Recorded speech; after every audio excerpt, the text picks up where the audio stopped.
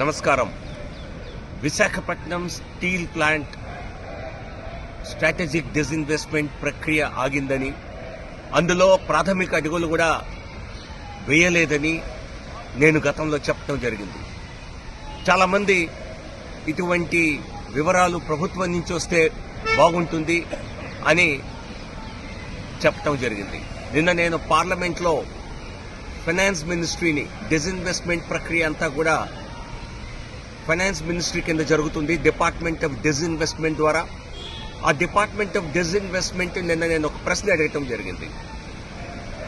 Visakhapatnam steel plant సూత్రప్రాయంగా 2021లో disinvestment చేయాలని cabinet నిర్ణయం చేసినప్పటికీ ఇప్పటి వరకు మొదటి దశ అయినటువంటి ఎక్స్ప్రెషన్ ఆఫ్ ఇంట్రెస్ట్ కూడా చేపట్టలేదని, అంటే ఎవరెవరికి ఎక్స్ప్రెషన్ ఆఫ్ ఇంట్రెస్ట్ తమ యొక్క సూత్రప్రాయంగా తమ యొక్క ఆమోదాన్ని కొంతమంది తెలియజేసే విధంగా ప్రథమ ప్రక్రియ ఆ మొట్టమొదటి అడుగు కూడా ఇంతవరకు పడలేదని, అందరూ స్టేక్ హోల్డర్స్తో మాట్లాడిన తర్వాతే అటువంటి నిర్ణయం చేయటం జరుగుతుందని, అప్పటి వరకు జరగదని మరి ఫైనాన్స్ మినిస్ట్రీ తన స్పందనలో తెలియజేయటం జరిగింది.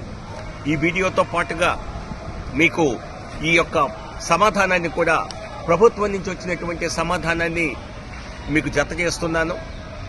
ఇందులో మరొకటి, 2016 నుంచి 36 సంస్థలు, కేంద్ర ప్రభుత్వ సంస్థల్ని మరి ప్రభుత్వ రంగంలో వాటిని డిస్ఇన్వెస్ట్మెంట్ చేయాలని చెప్పి కేంద్ర ప్రభుత్వం పెట్టుబడుల ఉపసంహరణ చేయాలని నిర్ణయించినప్పటికీ 36లో కేవలం 3 సంస్థల విషయంలో ప్రాథమిక దశ కూడా జరగలేదు.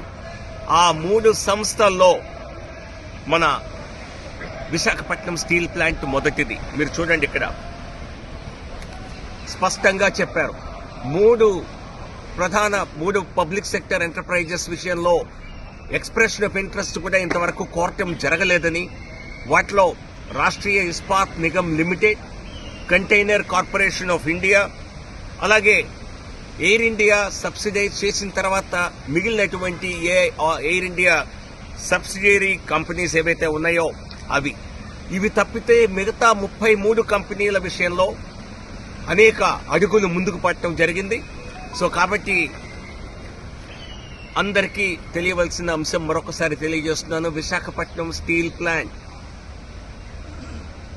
పెట్టుబడుల ఉపసంహరణ ప్రక్రియ ఏమాత్రం ముందుకు జరగలేదు.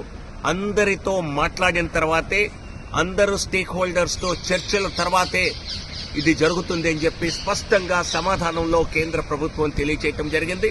సో కాబట్టి ఎవరైతే దుష్ప్రచారం చేశారో లేదా నేను గతంలో చెప్పిన విషయాల్ని మరి నమ్మలేదో వారికి ఖచ్చితంగా ఈ సమాధానం, గతంలో మీరు పార్లమెంట్ సమావేశాల్లో వచ్చిన సమాధానం చూస్తే ఖచ్చితంగా ప్రైవేటీకరణ ఆగదని, ఒకవేళ అది సాధ్యం కాకపోతే మూసైనా వేస్తామని ఒక కటువైనటువంటి సమాధానాలు గతంలో మీరు చూశారు పార్లమెంటు వేదికగా. అదే పార్లమెంటు వేదికగా ఈ రోజున ప్రధాన ప్రక్రియ కూడా ఇంతవరకు మొదలవ్వలేదని, అందరితో సలహా సంప్రదింపుల తర్వాతే భవిష్యత్తులో ఏదైనా చర్య ఉంటుందని తెలియచేయటం, అందరికీ విశాఖపట్నం స్టీల్ ప్లాంట్ ప్రభుత్వ రంగంలో కొనసాగాలని కోరుకునే వారందరికీ ఇదొక మంచి శుభ పరిణామం. ధన్యవాదాలు. జై హింద్, జై భారత్.